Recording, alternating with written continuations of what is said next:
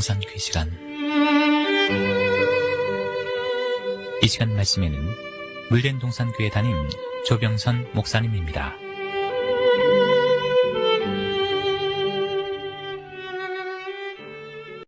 할렐루야, 물된 동산교회 조병선 목사입니다. 오늘은 지난주에 이어 하나님의 모략을 이루어드림으로 하나님을 기쁘시게 한 모세의 셋째 분기의 삶을 여러분과 함께 나누려 합니다. 이 셋째 분기에 모세를 쓰시고자 하나님은 아주 오래전부터 모략을 세우시고 아브라함에게 구하신 내용을 하나하나 성취해 오셨지요. 모세의 제1분기 삶에서 우리가 확실하게 기억할 것이 무엇이 있겠습니까? 그를 향한 하나님의 섭리입니다.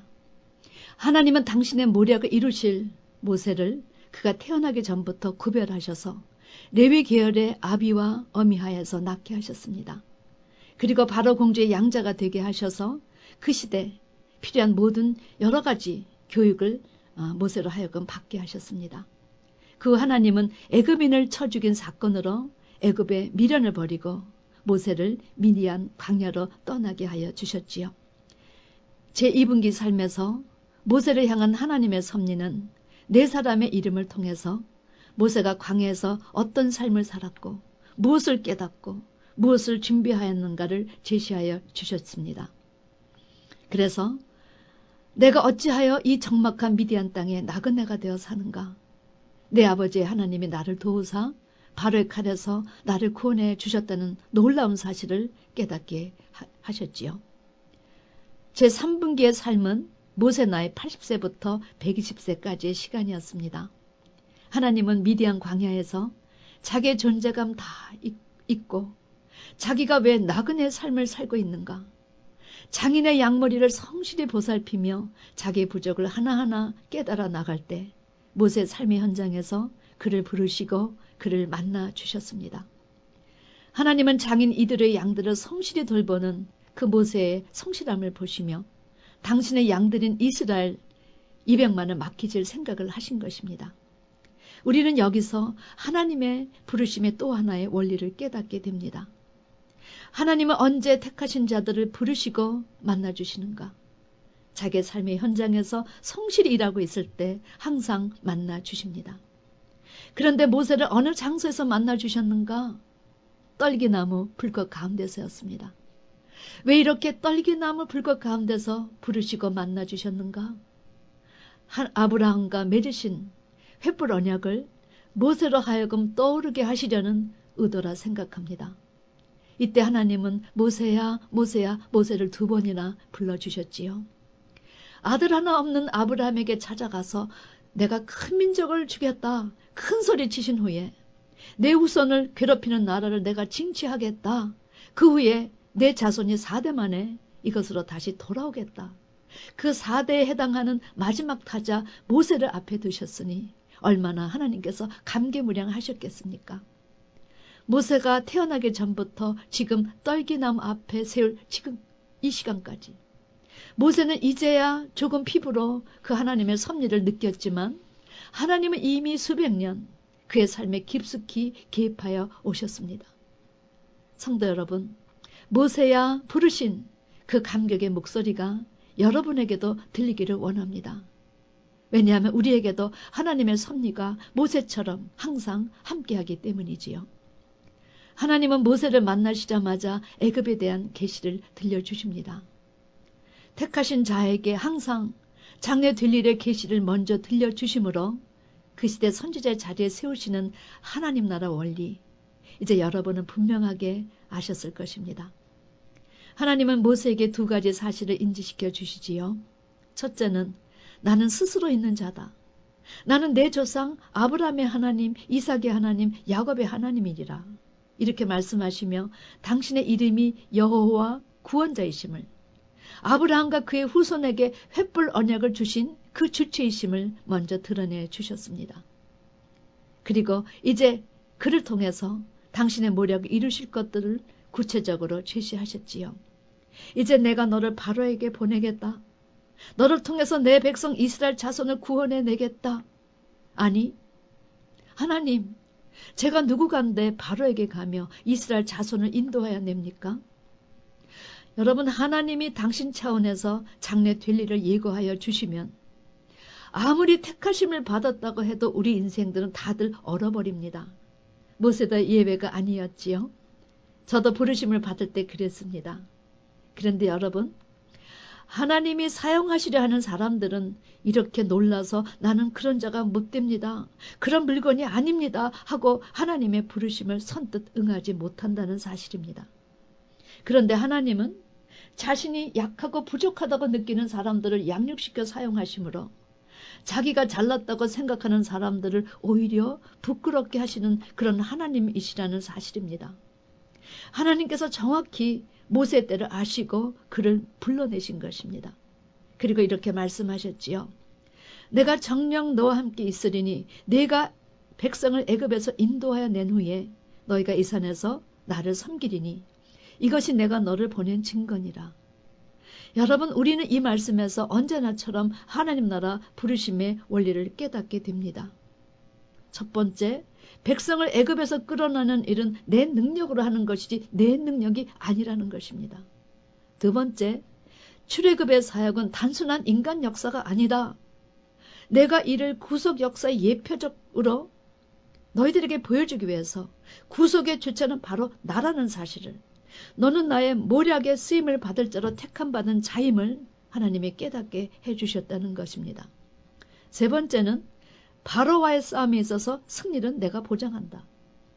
그것의 주체가 나이기 때문이다. 이 시대 최고의 애굽에게 내가 승리하는 것이 내가 너를 보낸 증거가 되리라. 하나님은 이렇게 말씀해 주셨습니다.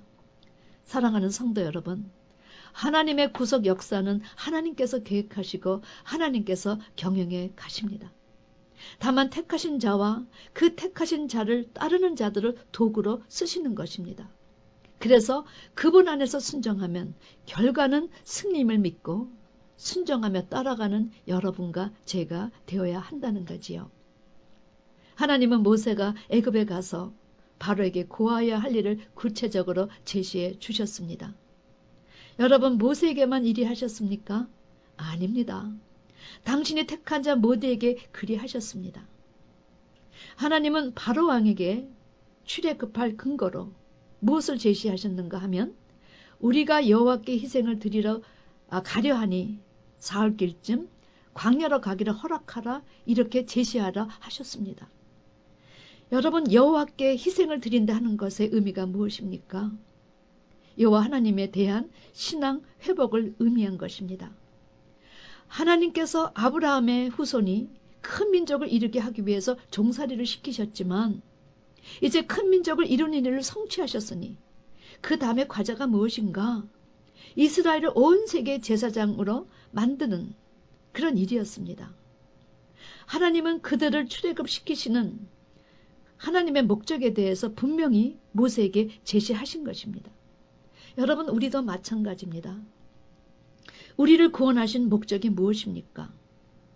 우리만 하나님과 니캉네캉 살게 불러내 주신 것입니까? 아닙니다. 우리를 불러내어 그의 기이한 빛에 들어가게 하신 자의 아름다운 덕을 선전하게 하시려고 우리를 불러내 주신 것입니다. 그런데 애굽의 바로왕이 쉽게 놓아 주겠습니까? 하나님은 내가 강한 손으로 치기 전에는 너희 가기를 절대로 허락지 않을 것이다. 내가 내 손을 들어 여러 가지 이적으로 그들을 친 후에야 그가 너희를 보내리라. 여러분, 이 말씀은 과거 아브라함에게 하셨던 말씀인데 그대로 모세에게 되풀이해 주셨습니다. 그것은 아브라함의 하나님, 이삭의 하나님, 야곱의 하나님, 요셉의 하나님이 이제 모세의 하나님 되심을 친히 증거해 주신 것입니다. 여러분, 놀랍지 않으십니까? 하나님은 한 번 언약하신 일은 이렇게 1.1에게 오차가 없이 성취하시는 분이십니다. 모세는 장래 일어날 모든 이야기를 하나님께 듣는 순간 자기도 모르게 그 시대의 선지자가 되었습니다. 그가 능력이 있어서도 아니요, 그가 전주에서도 아니지요. 그분께 택함을 입었다는 그 한 이유로 모세는 아무도 알 수 없는 장래 하나님의 역사를 미리 아는 유일의 한 사람이 된 것입니다. 네 번째, 그런데 모세는 계속 주저하였습니다. 이런 모세를 향해 하나님은 세 가지 표적을 보이셨습니다. 모세야 지팡이를 땅에 던지거라. 땅에 던지니 뱀이 되었습니다. 하나님은 그 뱀의 꼬리를 잡으라 하셨지요. 여러분, 뱀은 머리를 잡아야지 꼬리를 잡으면 물립니다. 40년의 광야 삶에 그거 하나만큼은 확실히 배운 모세에게 마치 어부인 베드로에게 깊은 곳에 그물을 던지라 하셨던, 그래서 베드로를 시험하셨던 것처럼 하나님은 모세가 순종하나 안 하나 시험하셨습니다. 그런데 모세가 순종해서 꼬리를 잡아 1차 시험에 합격하였지요. 그 다음 하나님은 내 손을 내 품에 넣으라 하시며 문둥병 치유 이적을 보여주셨습니다. 이 두 가지의 표적 사건을 통해서 모세는 하나님의 전지하심과 전능하심과 언약을 지키시는 하나님을 믿는 자가 되었습니다. 하나님은 때때로 우리의 믿음도 시험하시지요. 그 시험에 합격하는 방법을 아십니까?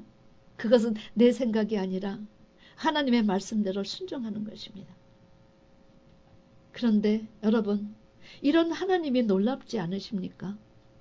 하나님은 전지하시고 전능하신 하나님이시지만 우리 인간의 수준에 맞추어서 때때로 우리를 이해시키시고 우리의 약함을 아실 때는 인간처럼 독려하시며 내가 너와 함께 하겠다 이렇게 독려하시는 하나님이시라는 것입니다. 하나님은 모세가 입이 둔함을 걱정하자 말 잘하는 내형 아론이 있지 아니하냐 하시며 잊고 살았던 그 형을 떠올리게 하시고 내가 네 입과 함께 있어서 할 말을 가르치겠다 하시면서 수백 년간 모세를 통해서 이루시고자 하신 하나님의 모략과 이스라엘을 향한 하나님의 열정을 제시하여 주셨습니다.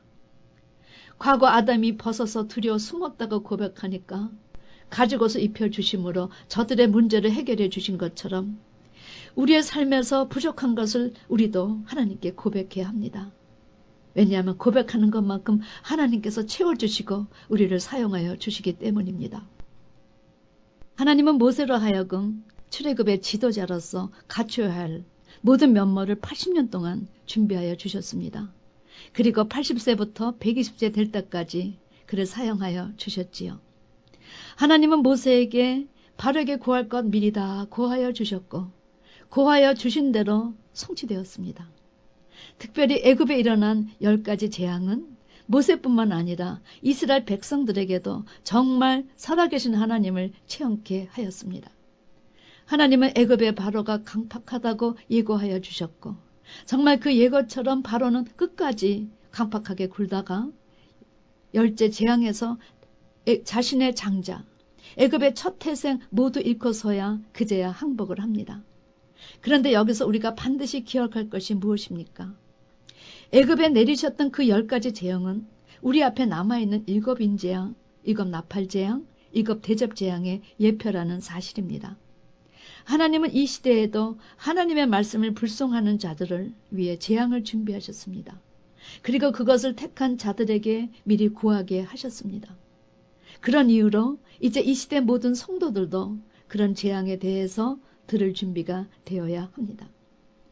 출애굽할 때 모세는 그 바쁜 여정 가운데서 요셉의 해거를 취함으로 4대 만에 가나안 땅으로 큰 민족을 이루어 돌아올 것이라는 하나님의 말씀을 이루어 드립니다. 여러분 기억하시는지요? 가나안 땅 마므레 앞 막벨라밭 나그네로 살던 아브라함, 그 아브라함에게 내가 너로 큰 민족을 이루겠다. 내 이름을 창대케 하여 주시겠다. 땅의 모든 족속이 너를 인하여 복을 받으리라 약속하셨던 그 언약의 하나님을 믿고 아브라함은 믿음으로 그 막벨라 굴을 사서 가나안에 소유된 땅에 있음을 후손들에게 알려서 그 후손 모두가 땅과 자손을 주시겠다는 그런 헷불 언약의 약속의 말씀을 믿고 가나안 땅으로 가는 이 소망의 대열을 보시기 바랍니다. 사랑하는 성도 여러분, 이제 우리에게도 약속하신 헷불 언약이 있음을 믿으시기 바랍니다. 우리도 그 시대처럼 담대히 이 믿음의 대열에 서서 그분의 모략을 이루는 한 사람이 되어야 하지 않겠습니까? 언약을 주시고 그것을 이루시는 하나님을 찬양하는 여러분과 제가 되기를 주님의 이름으로 축원합니다. 아멘.